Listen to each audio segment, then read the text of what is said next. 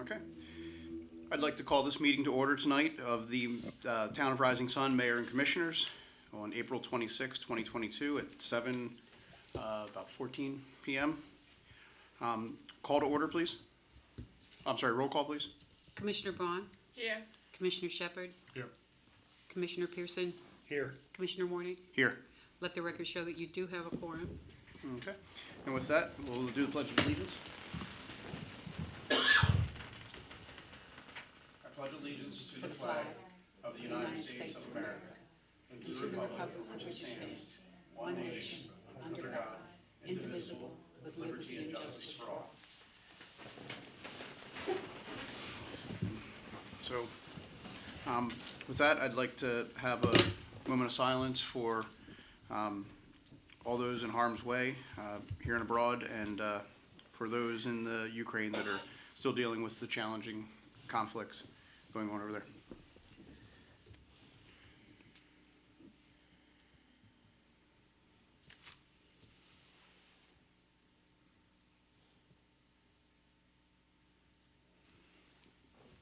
Okay.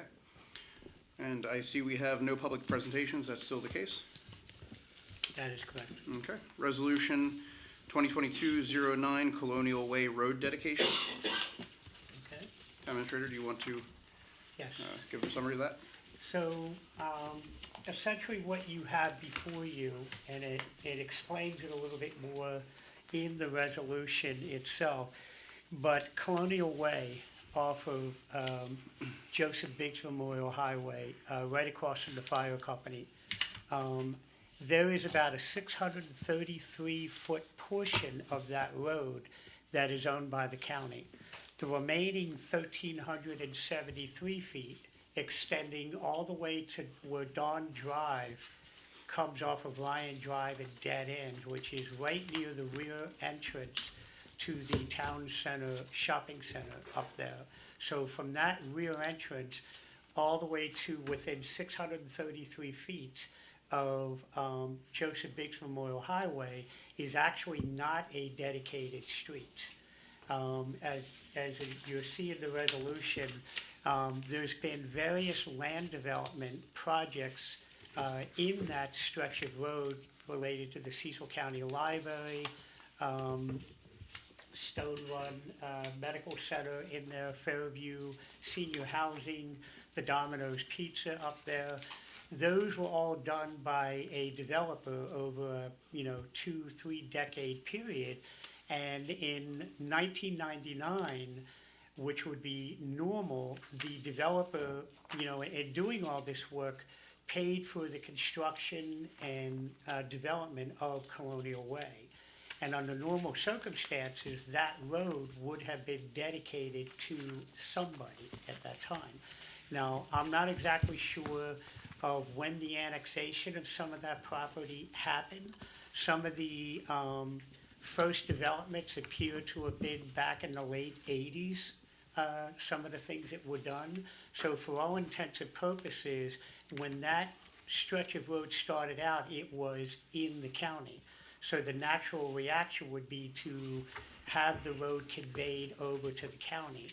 But as we know, the Domino's Pizza and Fairview, they really didn't happen until the 2000s there. But nonetheless, in 1999, the developer, and I'm going to show you this in a letter now,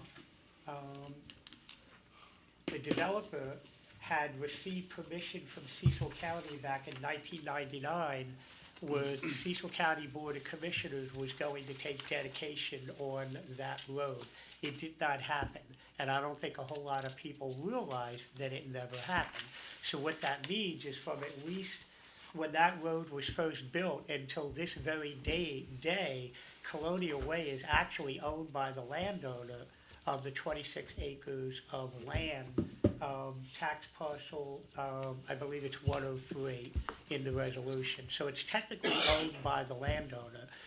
That property is going through a sale right now, and the new landowner buying it is not going to be able to get financing from the bank to move forward with it because they don't want to have this undedicated road in there. So the question becomes, who should it be conveyed to? And you're gonna see in our resolution that actually in our town charter, there's a provision that basically says all county roads within the town, the county will be relieved of any responsibility. Now, to some degree, that was probably in the original charter when it was created, back in, 1860 we were incorporated. So somewhere along the line, it was in there. But when the new landowner was trying to figure out why the county had never taken dedication, it either fell through the cracks, or the county said, well, it's in the incorporated limits of the town of Rising Sun anyway, but it still fell through the cracks. So the idea is for us to take dedication on that stretch of road. Now, normally, when a developer is building a road brand new, you would look for sign-offs from your engineer to inspection reports. That road has been in there conceivably since the, mid to late 1990s. And I would venture to say, I'm not even sure, at least in the 15 years I've been here, I don't think it's ever been repaid because it wasn't owned by the town, it wasn't owned by the county. And No, part of it was repaved. the county portion. But we all know the developer, and I don't think he was Yeah. paving that No, he's road. not gonna pave it. The section up by the residential houses. Right, that are- there's That no- town limits has been repaid. There's That's no it. hope of him repaving that. Right, so my point is, when you look at the integrity of the road, it's pretty, pretty obvious that the road is in good shape. So our engineers are not, they're just gonna walk out there and take a look at what we're all seeing out there. So the road is in good shape. So, we're proposing that the town of Rising Sun take the dedication of this stretch of road, and that's what this resolution is about. Jay, is there anything you wanted to add to that? No, that's standard that we would do this. It's just it came kind of out of nowhere because it's old unfinished business. Real old on his business. So if you would, I'll read the resolution into the minutes, Please do so. into the record. So this is Resolution 2022-09, a resolution authorizing the mayor to execute the attached deed and conveyance of ownership of the undedicated portions of Colonial Way to the town of Rising Sun as herein described. For the purposes of everybody understand, we always talk about the first couple sections being boilerplate language, but because we have some new people in attendance, we'll read it real quick. The boilerplate language is basically the enabling legislation and state law that gives municipalities or towns the ability to do resolutions and pass laws. So whereas the town located in Cecil County, Maryland, is a municipality organized under the provisions of the Maryland Constitution and governed under the provisions of the local government article of the annotated code of Maryland.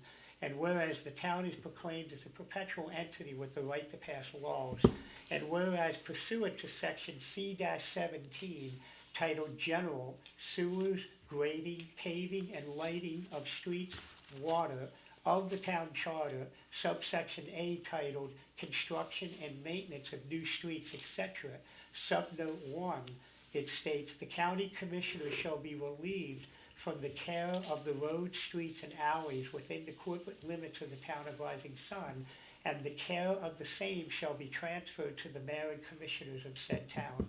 And in consideration of said transfer, all of the roads, streets, and alleys within the limits of said town shall be kept in good condition and repair by the said mayor and commissioners. And whereas over the past 3 decades, there have been land development that has occurred along Colonial Way, located off Maryland Route 274 Joseph Biggs Memorial Highway, which has resulted in the construction of the Cecil County Library, Stone Run Medical Center, Fairview Senior Housing, and more recently, partial development upon a 26.227 acre piece of ground, tax ID 06-005446, parcel 103, which currently has a small strip mall housing 3 tenant spaces located at the far northwesterly corner of the property.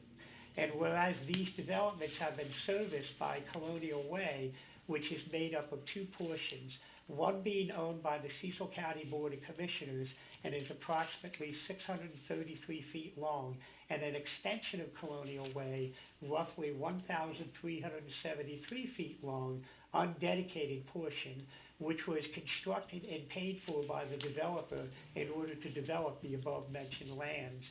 And whereas in 1999, the developer intended to have the road conveyed to the Cecil County Board of Commissioners as part of the development process, see attached letter, but the deed was never executed or recorded, and as such, the owner of parcel 103 is technically still the owner of Colonial Way.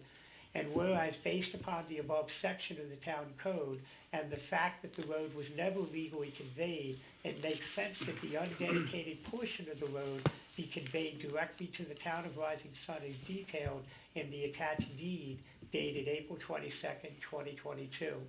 Therefore, be it resolved that the mayor and commissioners of the town of Rising Sun wish to accept dedication of the 1,373-foot undedicated portion of Colonial Way, and further authorize the mayor to execute the attached deed for those specific purposes. Now therefore be it enacted and further resolved that the mayor and commissioners have passed, approved, and adopted this resolution on this 26th day of April 2022. Okay, I make a motion to accept the resolution as read. Second? It's been moved and seconded. Any discussion? Yes, Okay. this does not mean that they will be required to be annexed into the town, is that correct? It's All already the annexed properties that are covered by this 1,200 feet are already annexed into town. Already annexed? Yes, the 633-foot portion, Do they have the town water and yes, sewer? yes. Yeah, this only goes from, what's the road there with the? Macamee Lane, No, it goes, No. no, it's the next road. Dawn Drive? No, the next road, up.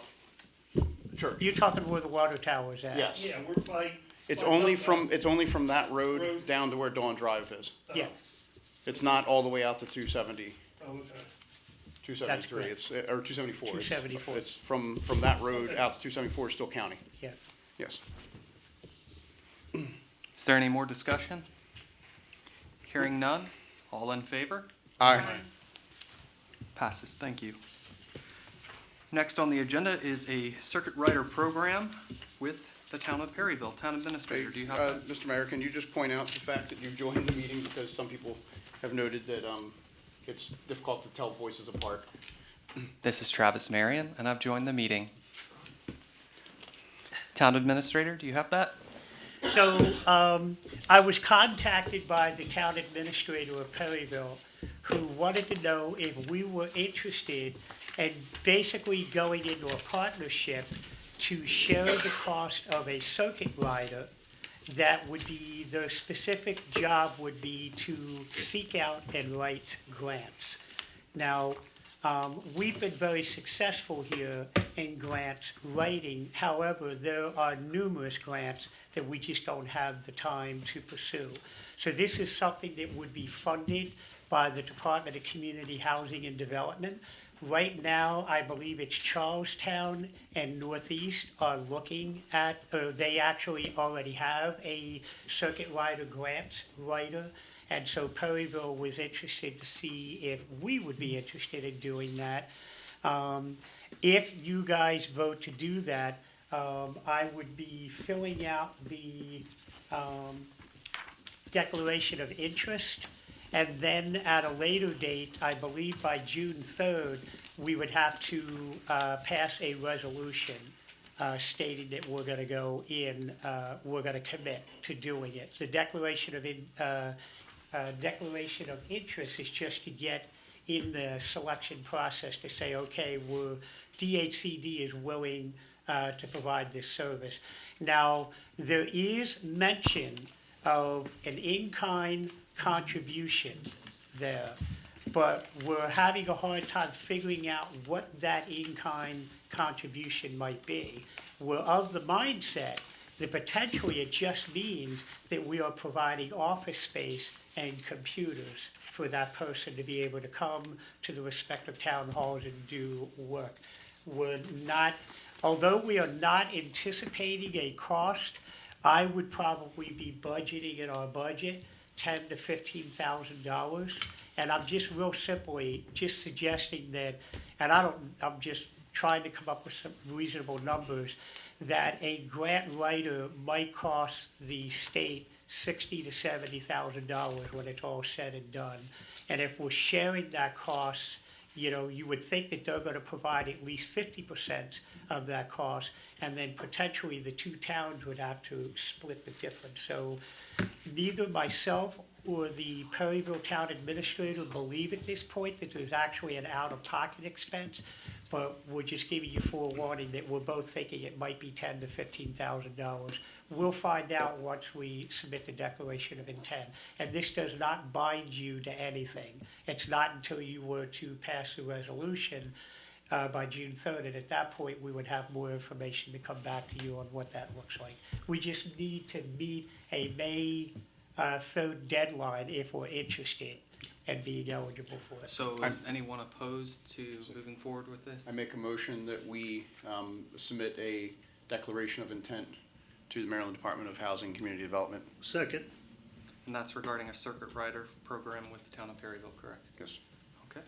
Is there any more discussion about the circuit rider program? Yeah, let me just say something. Years ago, before the towns had town administrators specifically for that town, four of the western end of the county's towns all had a circuit rider town administrator. Yeah. And it worked extremely well till they outgrew that and needed a full-time. Right. So if that starts out the way with this grant writer, it will be beneficial in the long run. Right. Is there any more discussion? Hearing none, and all in favor? Aye. Passes, thank you. Town Administrator, before the Plumpton Park Zoo request, I must apologize to those that may have seen my post regarding Plumpton Park Zoo happening tonight. So if you could just mention, that they are coming soon. It was just a scheduling mishap that we didn't have them. Yes, it is our intention to have them attend at our May 10th meeting, I believe the date is.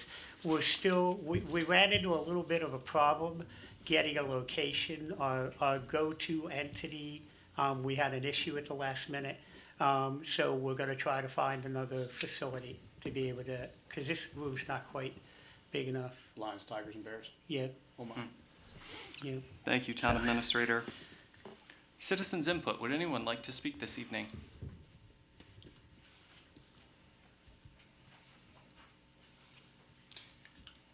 You just need to state your name and if you are a town resident. My name is Emily Kleiner. I am a town resident. I have a couple questions and a comment pertaining to an article I read in the Cecil Whig titled "Leveling the Playing Field" about food trucks at the Bay Ace Hardware. Before I make a comment, I wanted to get some more information. Are these food trucks renting the space from Ace Hardware? Does anyone know?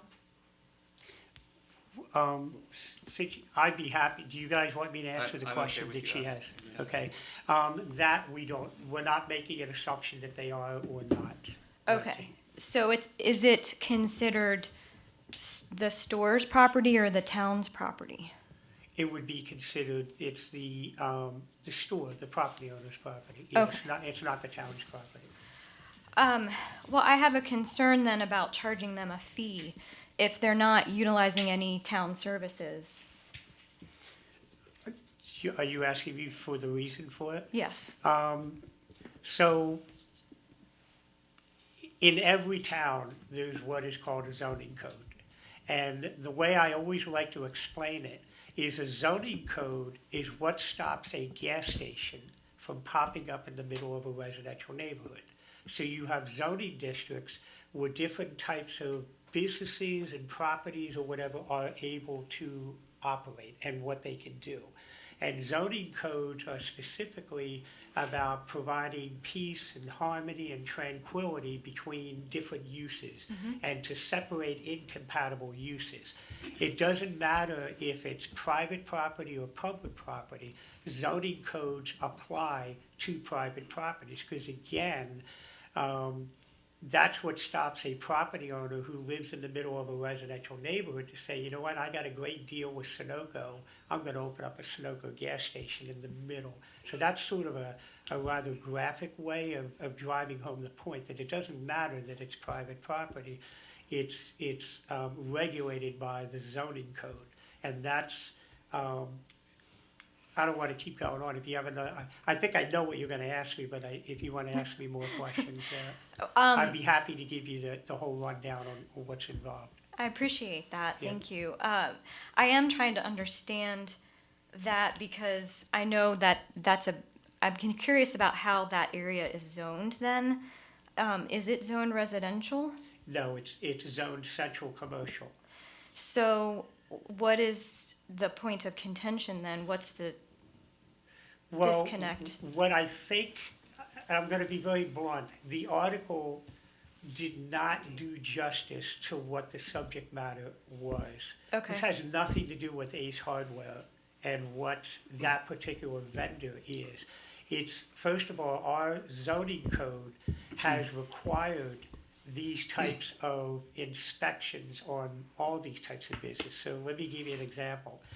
If I had said to you that restaurants were only permitted in 2 zoning districts in the town of Rising Sun, the question becomes why would a food vendor truck be treated any differently in terms of it is a restaurant?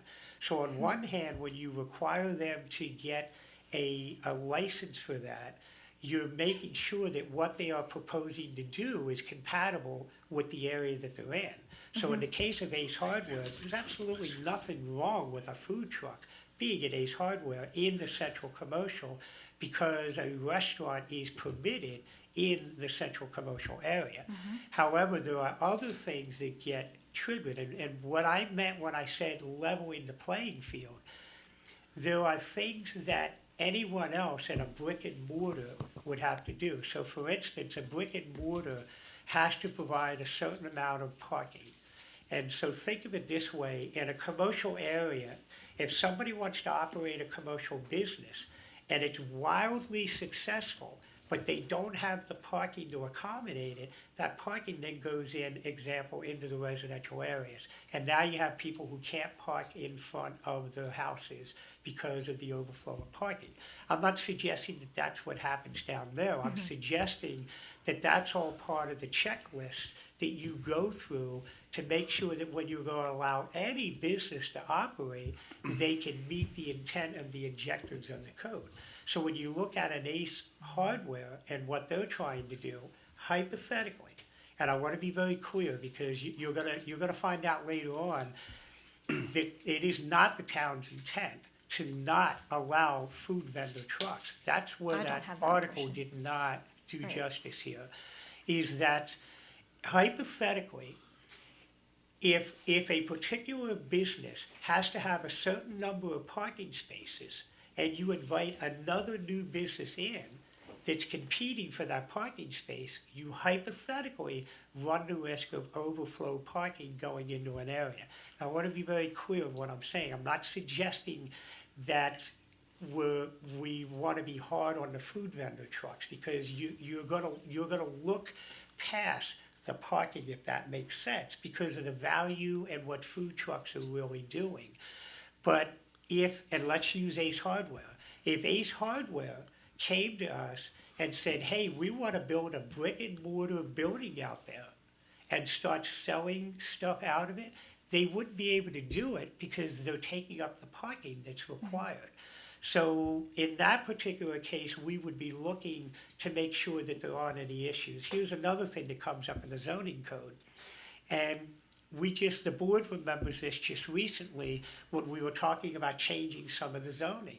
We have residential properties that get very concerned about how close businesses are to their properties. So every business is hypothetically supposed to have a 50-foot buffer away from the residential property.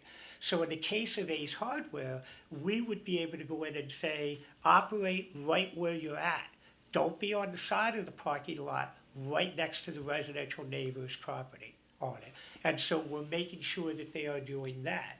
The other thing that we're making sure is that when a food vendor comes in, we all want to assume that they have all their proper licenses. But if you look at any other community, and we are not, we're not inventing the wheel here, Elkton, Northeast, all these communities have that. You check to make sure that they have the proper food license so that nobody's getting sick. You make sure that they have fire extinguishers. You make sure that they're not going to create a nuisance to the neighbors around them. All we're doing is just saying that you need to fit into the community the same way the other restaurants or any other business. If somebody were to decide to bring a truck in and sell arts and crafts, it's the same thing. We're just making sure that they are treated the same way the other businesses are. It's not our intent, and this is something that got lost. When you look at what the food vendor has to pay for, and I'm going to hold my hands up this way. One hand's the food vendor, one hand is the brick and mortar. The food vendor has to pay for a health license. So does the brick and mortar. The food vendor has to have a business license. So does the brick and mortar. The food vendor in this case is not really using any sewer and water. And even if they were, they're probably coming off a garden hose or out of the spigot on the property that's paying for the water and sewer. But the brick and mortar has to pay for the sewer and water, but we're not even considering that. We're considering the real estate tax that the brick and mortar pays on a monthly basis between the state, the county, and the town. That number can be significant. If you look at the average of what some of our brick and mortars are paying, they're paying upwards of $650, $700 a month just for the taxes to be able to be there to sell their wares. So when we're talking about leveling the playing field, we're not saying to the vendors, we want to charge you $600. We're saying to the vendors, you're paying $75. Now we have vendors that want to stay here for a longer period of time. That's going to require us to continue to go down on a monthly basis to make sure that everything is in order the same way we do with the brick and mortar. And so if there's a code requirement that says this stuff should be checked, then who should be paying for that? The taxpayers that are paying their taxes, but the vendor who may not be paying anything into the system. And so that's what I meant by leveling the playing field, not to make it level to level where they're paying a large amount of money, just to make, there's a service that we are obligated by law to do. It's not new regulation, it's a regulation that's been there forever. And all we're saying is there's a cost associated to that. And I'll just leave you with, one other thing in the way I look at it and the way our staff looks at it, is that over the last couple of years, the town of Rising Sun is really the only community that's actually lowered its tax rate on occasion. And the reason why we're able to do that is because when we look at our budget, we try to make sure that the regular homeowner is not subsidizing something that they had nothing to do with. So we charge the service charge to the person who's able to do it. By doing that, we don't have to raise taxes to provide for those inspections and those items. So I'm not suggesting that $25 a month makes it so we don't have to raise taxes, but it at least makes that vendor have to pay something towards the service that's being provided.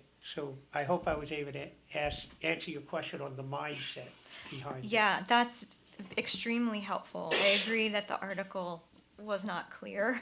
Yeah. It actually painted an entirely different picture of dissension between the brick and mortar restaurants and the food trucks that I'm not really sure is there. And it painted a different picture as well about what you meant about being fair and equitable, which are kind of charged words now these days, so Right. they can mean different things Right. now. Yeah. But I really appreciate you clarifying that. And then just for my edification, not that you're saying that's what this is, but because they would be there in the long term, it would be akin to the real estate tax because they're paying for the real estate in like the space of renting that, not renting it, but being there over time. I don't really look at it, look, the last thing I want to be accused of, and nobody wants to be accused of, this is not something where we're just trying to make money for the sake of making money. We have a legal obligation to do certain things to protect the residents. There's a charge to that. And anyone who's known me on this board, I've always said, I don't want the little old lady on a fixed income on Main Street paying for services that she's not generating the need for. So I don't look at this as a real estate tax. I look at it as myself or Gary have to go down there and verify. The police chief, we do background checks, you know, to make sure that we're not having people come in here that, you know, later on you say, oh, wow, we never knew this person was whatever kind of thing. Those are all things that the community expects us to do to protect them. There's a cost associated with that. So it's definitely not a real estate tax. Right. It's not something that we're trying to make money on. It's just making sure that, quite frankly, you're not paying for that service of us going down and doing that inspection. Okay. Thank you. This is really helpful. I appreciate it very No much. problem. Thanks. Come back. I will. And I would also add, Calvin, there was no piece of legislation put forth, correct? This was just a No. sidebar discussion, Yep. and it was kind of blown up on Facebook and some of those groups and threads. Some of the comments were really inappropriate, in my opinion, but it's not something that we Well, are not used Mich- to. Mr. Mayor, the other thing I'd like to clarify, there were comments being made that like we charge the nonprofits, the Little League. We don't charge the Boy Scouts for flower sales. The Boy Scouts do car washes, we don't charge them for that. We don't charge those entities for that because it's never about a money-making thing. It's about providing the service. And when we come across an entity that provides like a nonprofit service back to the community, we're not going to charge them for that. The Little League has renovated a building down there. We just had them collect the building permit for it. We didn't charge them for it because of, you know, the nonprofits on it. So it's not about us wanting to make money. It's just making sure that the expenses are covered to some degree by the people that are generating the need to have the expense to begin with. Thank you. Thank you. Would anyone else like to comment this evening? Thank you. Under staff reports, Town Administrator? The only thing that I would like to show you, and I think that this is important, that you've heard me say some of these things in the past in terms of what we're seeing in a lot of our properties. And you guys have asked me to sort of keep you up to date on some of the things that we are seeing. So I want to bring up a couple pictures here. We're getting called by residents about mold. And this is just one particular property here where they are paying money to their landlord and the place is just littered with mold. And we have like 5 different places that we've been managing over the last 3 or 4 months to include going to court. And here's the thing that's interesting is that a lot of these are subsidized housing. And people have different viewpoints about subsidized housing, but sometimes subsidized housing is senior citizens. And they're living in facilities in which the landlord is taking that easy check and doing nothing in return. And this is one here, it's a gentleman who's 90 years of age who has COPD. And this is what he was living in before we got involved in what he was doing here. Or what they were doing. I mean, just every place in the house is just littered with, or in the apartment is littered with mold. Here's another unit in the same complex here. This is the condition of the floor because the amount of water damage that was coming in, they had to replace the floor in the apartment, and we made them take the first 2 feet of drywall up and verify that there is no mold. I've been to court, the chief will tell you, like 5 different times to testify on this here.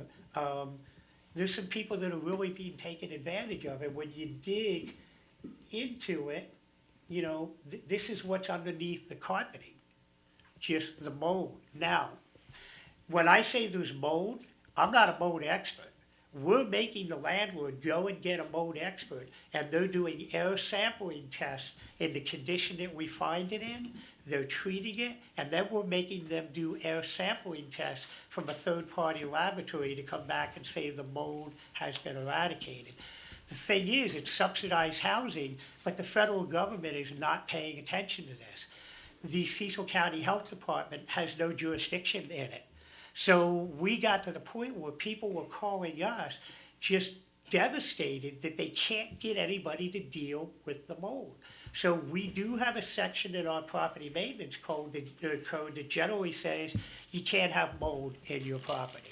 We need to refine that and clean it up a little bit, because we are going to be the first line of defense for residents that are, look, I want to be clear, there's a lot of great landlords out here. I'm not suggesting that all of our landlords are bad. By no means, there are some great ones. But there are some that are just taking advantage of people. Here's the last one I want to show you, and this happens from time to time, and this happened just recently. This was a hoarding situation in an apartment building, and we can't get in the front door.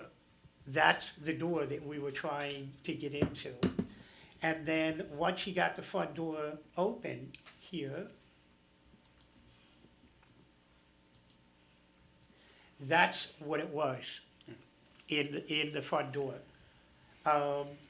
When you move through the house, I have a little video here.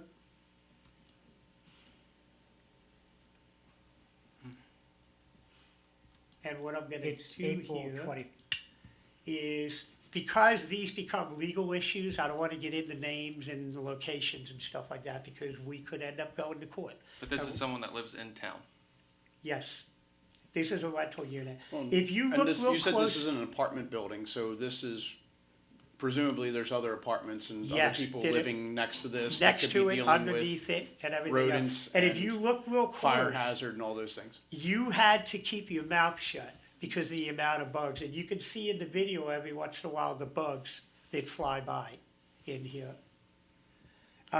My video doesn't do justice on the seat there, but the seat was actually crawling. When you got up real close to it, it was just moving because of the amount of bugs that are on the seats there.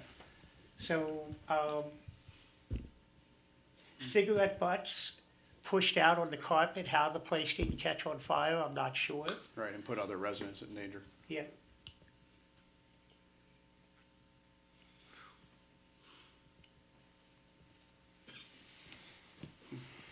Now, I will tell you, in the officer that called me out, this is so concerning to people that one of the medics actually fell going in, and he panicked because you just don't want to fall in this stuff. You know? So they were trying to get him up out of there because they have all their stuff that they're carrying in there. And as you see the way I'm moving with the video, I'm moving very slowly to make sure I know where I'm, stepping at here. This is a bedroom. Where is this person even sleeping? This is the only bedroom in the apartment.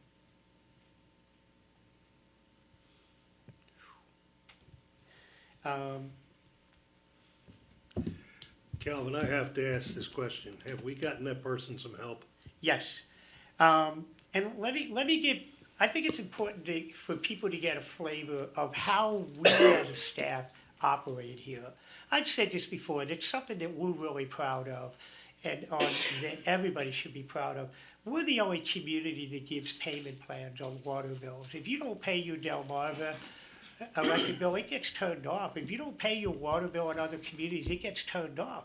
We pride ourselves of remembering that life gets in the way every once in a while of your best intentions. And we do not have a policy of being standoffish, and we get involved. I got involved in the lawsuit on the other apartment just because I wanted to make myself available.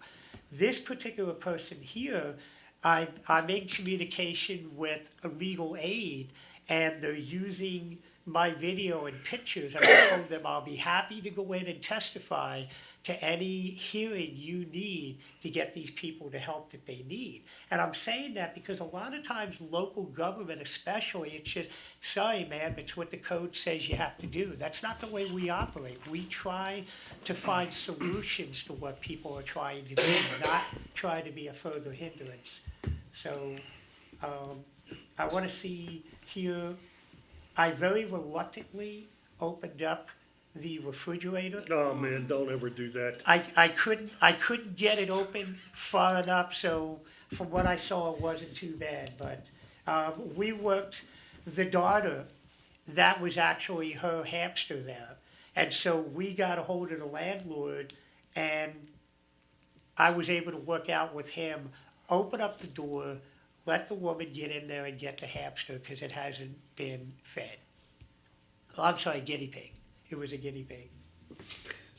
So, basically, it's just, that's what you're looking at all through the facility. The thing that's really interesting to me, and I'm saying this as observation, because this is sad.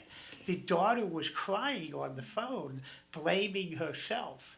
And we all try to be supportive and say, these things happen. Don't be hard on yourself. Sometimes, you know, she said that all her mother would do would FaceTime her sitting in a chair, and she couldn't see the rest of the apartment. She was mortified to see that it was this bad. And she doesn't live in the area, so it's not like she could just get in the car and, you know, go there at any time. Her mother was convincing her that everything was okay. The other thing that's interesting here, and I say it again as an observation of how bad this is, the wall of debris by the kitchen, there's no way in to that kitchen area except over that wall of debris. But you can see that she's been cooking on the stove recently. So they're literally climbing over the wall of debris, and that's how sad this situation is. But there's a lot of this in this town. There's a lot of rundown properties that are not being maintained. And you guys have always heard, yeah, there's the refrigerator. Wasn't as bad as I would have thought. No, I've opened them where something flew out at you. Yeah. And I always say this, I haven't really changed and here's the kitchen. And you can see they were cooking there, but the only way in there is over that pile to get to the stove in there. So this is a sad situation. We're gonna do everything we can to continue to help the daughter, to get the help that is needed. The landlord is already, you know, going in to get it all cleaned out. We're gonna make sure that the other apartments, we're gonna require the landlord to get, a pest control to come in there to take care of the rest of the apartments that are in there, because, you know, this stuff is probably spread through a lot of the rest of the apartment. So, just want to let you know, this is what's happening out there in town. And I think it happens a lot more than what people realize here, so that Well, concludes. let me just Thank say you. this, Calvin, to you. This happens with homeowners too, Oh, yeah, it does. not just renters. Yeah, we have one that Gary and I were talking about that we're actually been working with Jane Bellmeyer on, because she knows the person. And she went and cleaned the outside of the property up. And she said within a couple of days, there was new discarded shopping bags of stuff. And sometimes people do that. They buy stuff just to buy the stuff, and they're not really doing with it. Her front yard started to get littered again within 72 hours. So there's a chance there might be a bad situation on the inside. But homeowners are a different story. You know, we really can't get involved in an owner-occupied property. But a rental property is where we do need to do something. Because there's people that they have to rent where they're at because they have to rent where they're at. That's what they need to do. So, Thank you, Town Administrator. Assistant Town Administrator. I do have a few things I'd like to piggyback on what Calvin was talking about with payment plans and water shutoffs. We did have water shutoffs today. We do reach out to people. We do our best to get them to work with us on payment plans. It is the responsibility of the person to reach back out to us and try to help prevent their water from being shut off. So it's the last thing we want to do. It's at the same time, they need to work with us. We are going to start hydrant flushing, and we are getting a schedule put together. It's going to be out on our website, and we'll communicate it to you so you can post it on public social media. We're going to do the flushing starting at 9 p.m.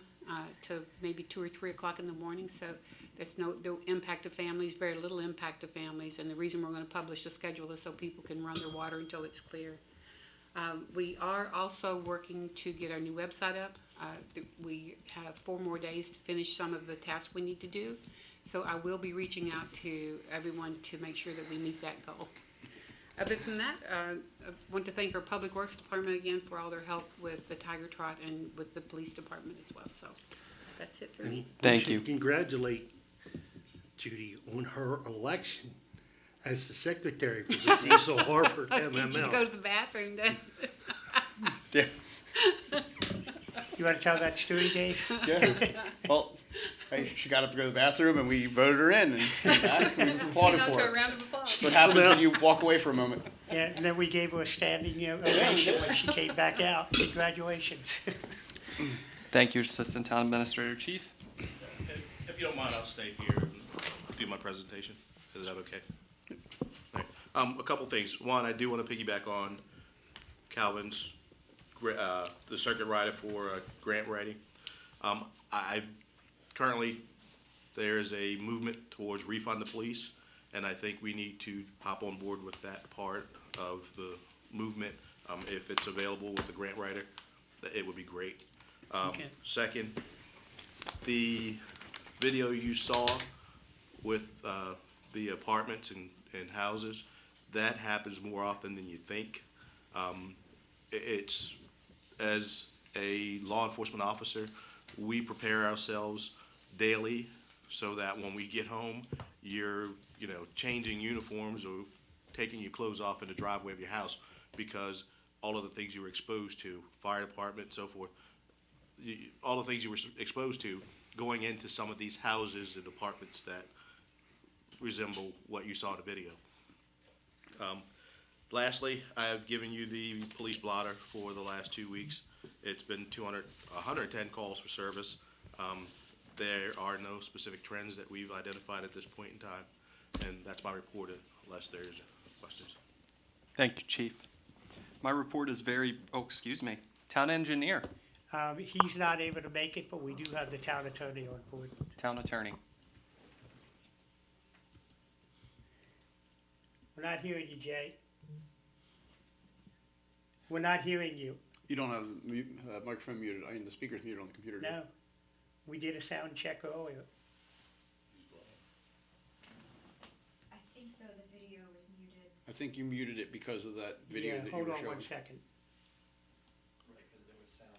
Yeah, There we go. yeah. Try it now, Jay. Okay, have me now? There we go. Yes, we got you. Well, good evening. My report will be brief. I have been in contact with the county attorney again last week regarding the 16 East Main property and the outstanding taxes. As you know, tax sale is coming up again this year, and the money is just compounding, the details of what we're dealing with. And he assures me that there is a way to work this out, and they want to work it out, and it's just a matter of doing it. They said that within the next week, we should have a path forward. So I'm going to That's great news, Jay. I'm gonna hope I don't wear out my welcome. I'm gonna email him every couple of days, just saying, can we help? Can we help? But the ball is definitely in their court, and it will work out for us even better because we may not have to buy a tax certificate. We will just be getting the property from the county. Obviously, once we deal with all the money and the details, but it's gonna save us a tremendous amount of time and a lot of effort. And so this solution, if they pull it off, is going to be really something beneficial for us. Great news. Anyone have any questions for Jay? Where are you at tonight? In my kitchen. Here we go. Thank you, Jay. All right, take care. All right, Mayor's report is very brief this evening. I met with Girl Scout Pack 934 for their government legacy badge. They toured Town Hall. They asked some great questions about municipal government.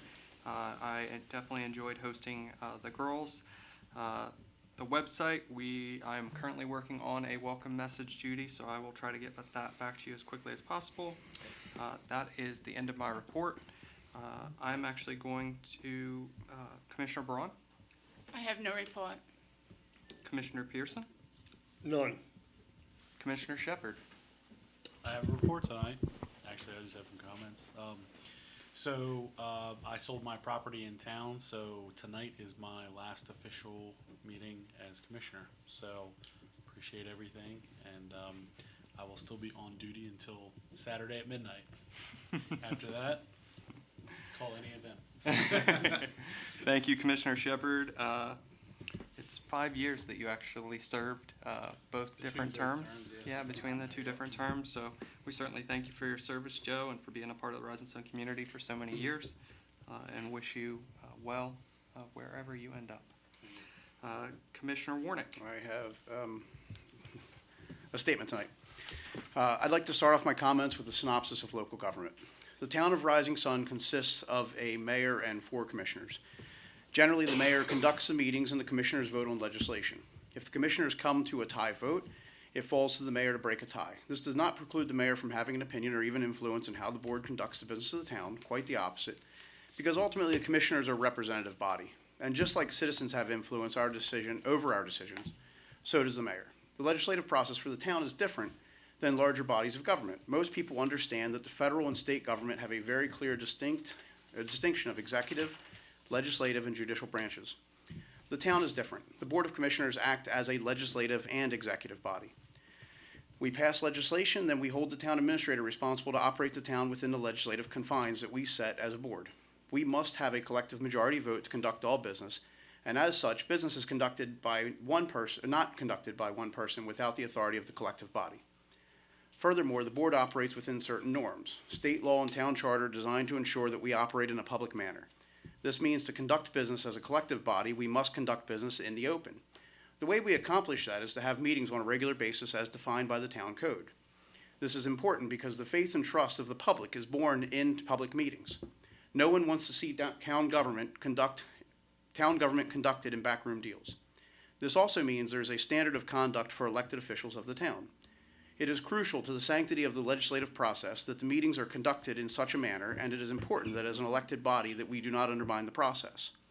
At times, elected officials propose ideas to the board, and often the town administrator introduces concepts and ideas to the board in a public forum for their consideration. This is important for the open function of government.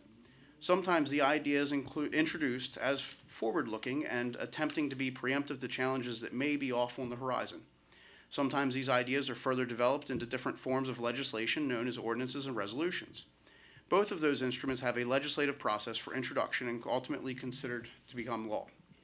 Now, specifically around food trucks, we currently require businesses that operate anywhere in the town limits of Rising Sun to pay for a $75 annual zoning certificate.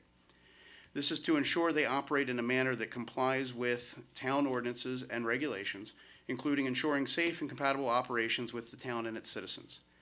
Last meeting, the town administrator introduced a concept to the board that changed the fee schedule around transient vendors that conduct business in the town.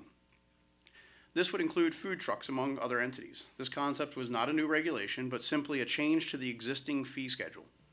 The concept was introduced by the town administrator, but no action was taken by the board, and in fact, no resolution has been written to make the change. It also turns out the ordinances of the town of Rising Sun, we have some conflicting legacy language. This is not new and not uncommon, but in this case, one interpretation of the law would in fact prohibit food trucks. These laws were probably from a time when no one could imagine the technological marvel that a modern food truck is. Nonetheless, the ordinance prohibited the sale of merchandise from a motor vehicle. Another portion of the ordinance allows seasonal sale of merchandise for a period of up to 90 days. One interpretation might say food is not merchandise, it is food, and another could argue food is a type of merchandise. I appreciate the town administrator bringing this conflict in law to our attention, and we need, as an elected body, to have an obligation to town staff to make the legislative intent of the town laws clear for staff to interpret. Back to the topic, I can certainly appreciate that residents of the town don't fully understand this process without having served in the role. Mr. Mayor and Commissioner Shepard, you understand the process and know the importance of the board being able to conduct business as a collective. You also know this was not an introduced as a regulation, but simply a concept. So when you went on Facebook and stated you were opposed to any new regulation regarding food trucks or street vendors, you knew this was not new regulation and you undermined the legislative process. It seems you did this because of intense public pressure that we were all experiencing due to the news article on a topic that frankly was out of context. I spoke to many residents and business owners over a few days, and when I had a chance to explain how we conduct business, and this was simply a concept that was introduced, most were more understanding of the process and willing to at least let the process work. I'm disappointed you both failed to show the courage to correct the public misconception when confronted yourself. And in your attempt to distance yourself, you left the impression the rest of us supported something, frankly, that was never proposed.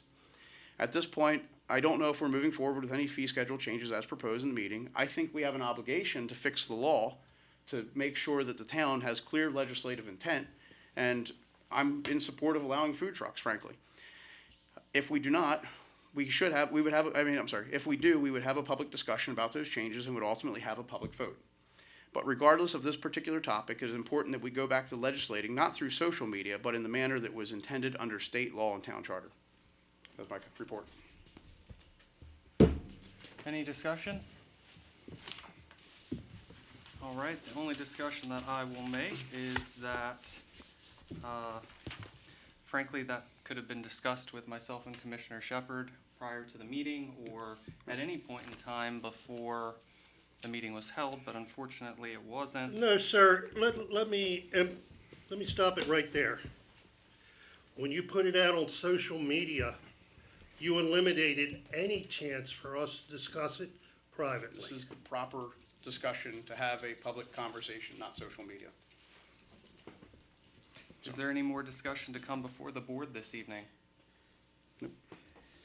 Hearing none, upcoming town meetings, May the 10th, 2022, June 9th, May 4th, 2022, and then June 9th, 2022. Sunfest is Saturday, June the 4th. Upcoming holidays, Memorial Day, Monday, the May 30th, and Juneteenth, which is June the 20th. Hearing nothing become before the board this evening, can I get a motion to adjourn? So moved. So moved. All in favor? Aye. Aye. Thanks, Jay.